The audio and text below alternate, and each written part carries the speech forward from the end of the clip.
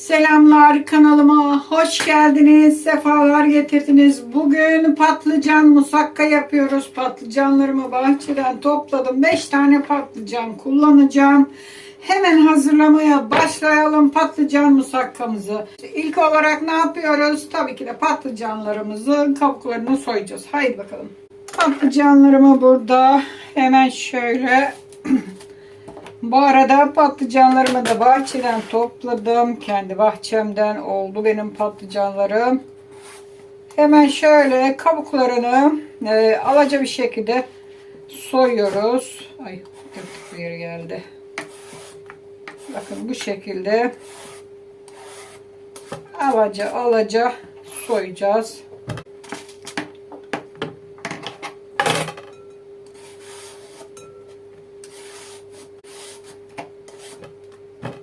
Son patlıcanımızı da soyalım. Evet, bu şekilde patlıcanlarımızı da soyduk. Soyduğumuz patlıcanları şimdi dilimleyeceğiz.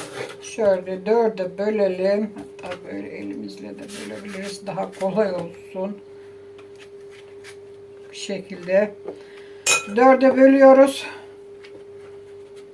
Ve şöyle kesiyoruz. Parmak şeklinde.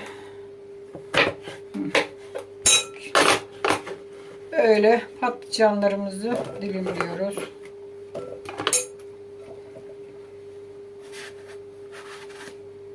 Yine aynı şekilde.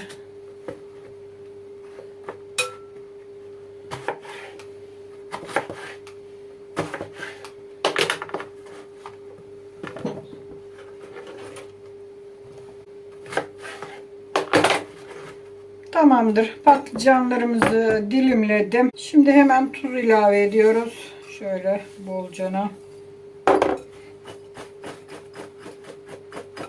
Şöyle karıştıralım. Bu şekilde acıların çıkmasını bekleyeceğiz. Taze gerçi acıları yoktur ama.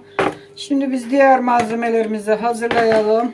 Hemen şimdi soğanları doğruyoruz. Küçük küçük. Burada soğan, biber, domates ve sarımsaklarımız var hazırlamış olduğum. Şimdi soğanları başlıyorum yavaş yavaş doğramaya.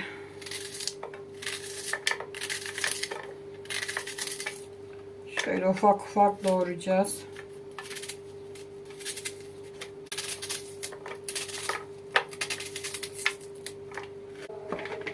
Biberlerden doğruyoruz biraz. Bunlar küçük olduğu için, ince oldukları için fazla küçültmüyorum. Şu şekilde hemen doğruyorum. Bu kadar yeterli.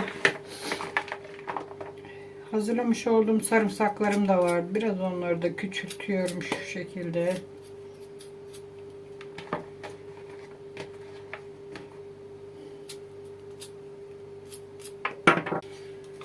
Domatesleri ayrı doğrayacağım. Çünkü pişerken de onlar ayrı kullanılacak.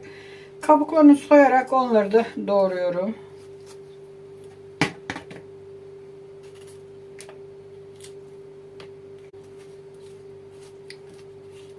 Bu şekilde isterseniz rendeleyebilirsiniz. Ama böyle de yumuşak zaten hemen eriyecektir. Domatesleri de doğradık. Şimdi patlıcanlarımızı güzel bir yıkayalım. Tuzlu suyu gitsin. Daha sonra pişirmeye başlıyoruz.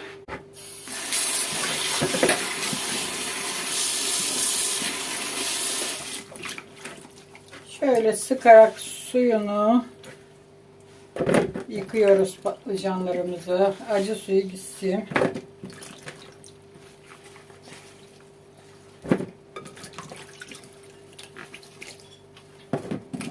Evet, patlıcanlarımızı 3 su yıkadım. Tamamen acı suyu gitti. Şimdi pişirmeye geçiyoruz.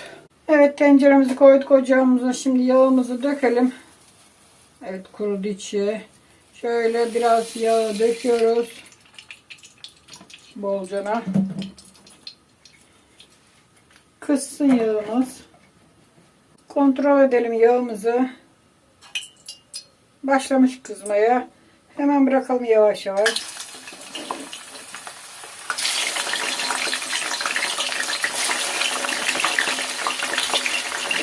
Hepsini birden kızartıvereceğim.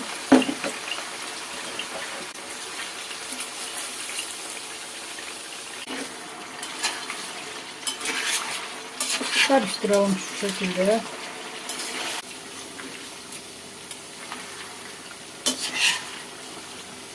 Patlıcanlarımız pişti. Dağılmasın bizden. Çok taze benim patlıcanlar. Dalından koparıp geldim. Şöyle fazla yağını süzdürüyorum ve tepsime koyuyorum.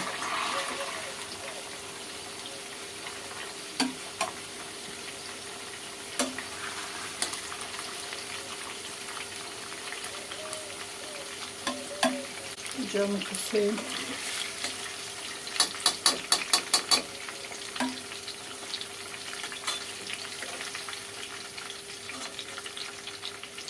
Gördüğünüz gibi fazla yağını süzdürdük. Şimdi bunu dökeceğim birazını. Şöyle kabımın içine alayım bu yağı. Çok yağ koymayacağım. Hemen bakın bende az bir şey kaldı. Tamamdır.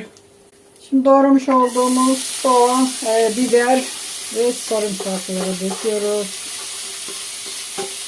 Başlıyoruz kavurmaya.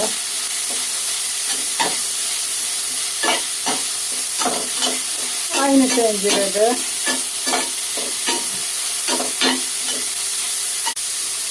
Benim daha önceden hazırlamış olduğum dolabımda kıyma vardı. Kavrulmuş bu. Onu da ilave ediyorum.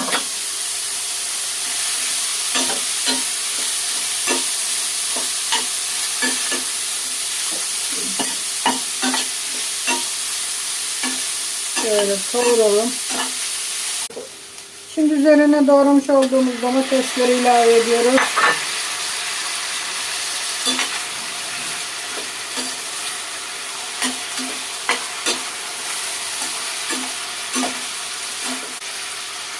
Tuz ilave ediyoruz.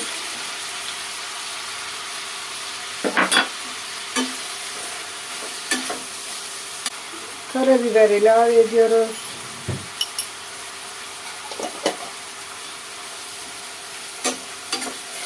Biraz şeker ilave ediyoruz. Patlıcanların acısını alması için. Şimdi tüm malzemeleri karıştırıyoruz ve domateslerimiz bir erisin. Üzerine bir yemek kaşığı salça ilave ediyoruz.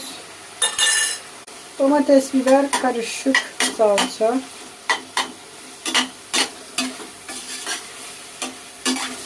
Salçayı da kavuruyoruz. Salça kokusu çıksın. Evet, domates ve salça güzel kavruldu. Kokusu çıktı. Şimdi üzerine su ilave ediyorum. Bir bardak döküyorum. Şöyle bir karıştıralım bakalım. Bir bardak daha dökeceğim. Toplamda 2 su bardağı su döktüm. Şimdi tüm malzemeler şöyle bir kaynasın. Musakkamızın üzerine hazırladığımız sosu, kıymalı sosu kaynadı. Ocağı kapatalım. Şimdi hemen üzerine dökeceğiz. Buraya hazırlamıştık patlıcanlarımızı. Güzel onları ben yerleştirdim şöyle. İnce bir tabaka halinde. Hemen şimdi bu hazırladığımız sosu üzerine gezdiriyoruz.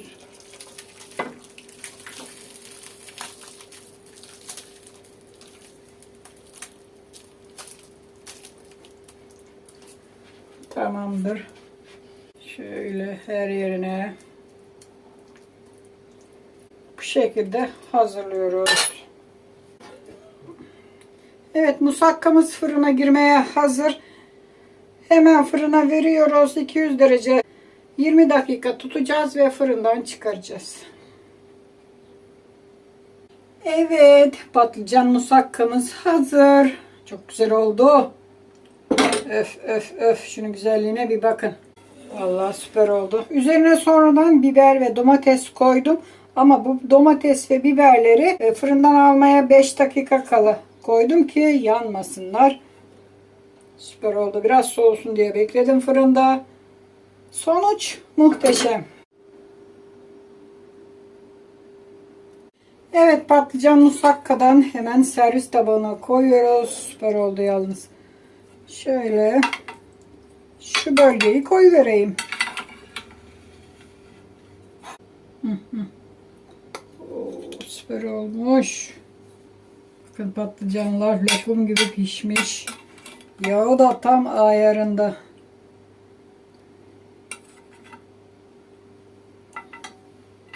Evet. Servis tabağına koyduk. Muhteşem gözüküyor. Hemen tadına bakalım musakkamızın, patlıcan musakkamızın tadına. Çok güzel oldu yalnız. Lokum gibi pişti, tazecik, dalından kopmuş. Kendi bahçemizden patlıcanlarla yaptık. Bir bakalım.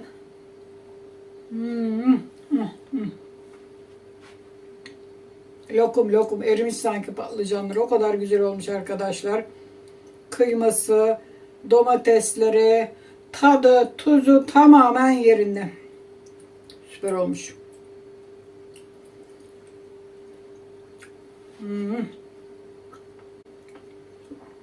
Çok güzel olmuş. Yanına da bir pilav süper gidecek arkadaşlar. Şimdilik videomu burada bitiriyorum. Umarım patlıcan musakka tarifimi beğenmişsinizdir. Siz de yapar. Evinizde çoluğunuza çocuğunuza hazırlarsınız. Tariflerimi beğeniyorsanız beğen tuşuna basın. Kanalıma abone değilsiniz, abone olun. Sosyal medyada paylaşın tariflerimi. Herkes görsün, öğrensin. Hadi hoşça kalın. Kendinize iyi bakın. Sağlıcakla kalın. Yine güzel videolarda görüşmek üzere.